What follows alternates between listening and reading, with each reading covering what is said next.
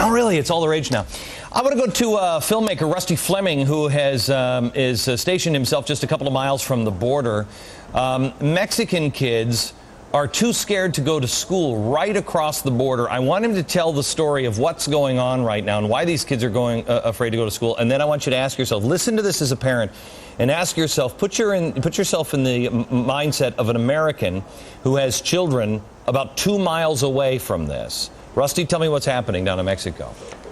You know what, Glenn, in my 4 years of covering the cartels and the border violence, it never ceases to amaze me what these criminal organizations are willing to stoop to instill fear and make money at the same time.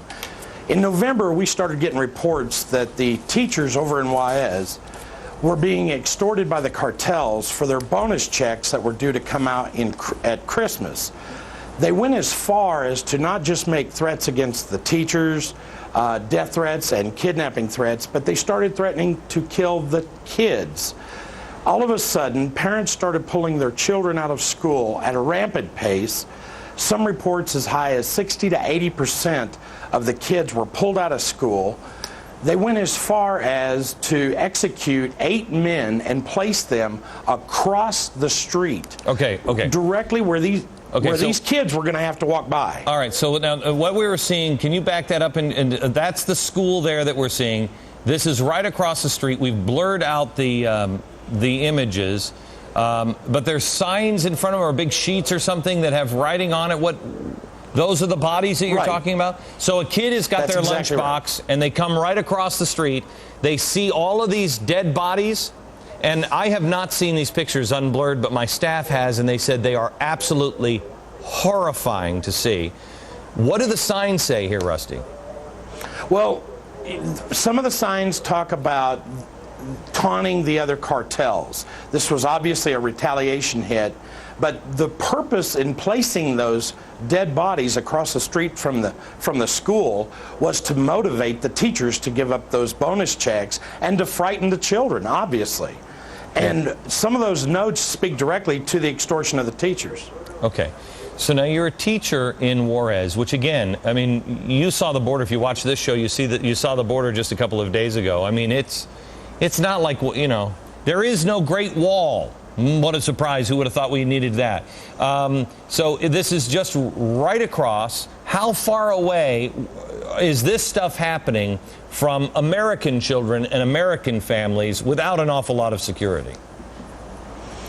Well, Glenn, I mean, the one school where they placed the bodies is right down the street from the consulate, the embassy of the United States, which is about 2 clicks from the border. Okay, the other for those of us who measure our distances not in clicks.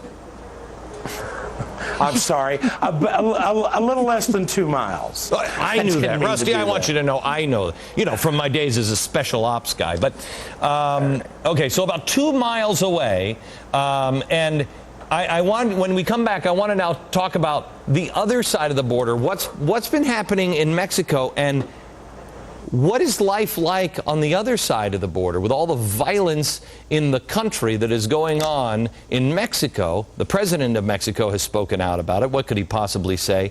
And how does it affect us? More in a second. Back with Rusty Fleming, filmmaker down watching things in Juarez, Mexico, which is right across the border. I mean, really, it's separated by a ditch from El Paso, Texas. It's really just like I mean, correct me if I'm wrong, Rusty. It's like one city with a ditch between them. Yeah, we call it the Rio Nada. There's no water in it. It is literally a ditch. Okay, so that's all that's separating these two cities. They are putting dead bodies in front of schools right across that ditch. On the other side of the ditch, what the part of the story that is so frustrating to me is nobody is talking to the Americans. What is it like to be a mom and a dad in the United States with this on the other side of the ditch? What are you worried about as a parent there?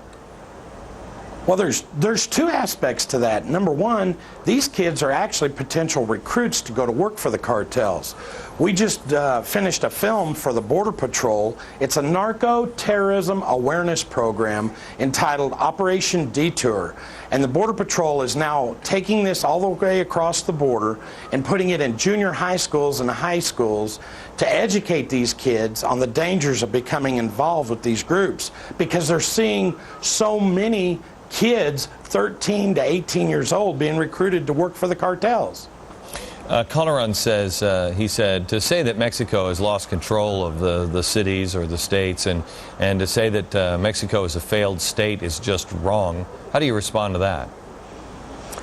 Well, Glenn, I have been in Juarez for the last 3 months almost solid, and when you talk to the people that live there and you talk to the business owners and just the everyday citizens, they are living in a state of fear. They're living in a state of fear because there is no government entity that has control over this region. The military doesn't, the police don't. The ones that have control are the narco-terrorists. They dictate the violence and the peace. If Mexico gets any worse, do you believe that they say that there could be 2 million people just run across that ditch to get out and get to safety of the United States? Do you believe that's a possibility? Do you believe that could happen? Glenn, I've been saying it for 2 years that it was coming.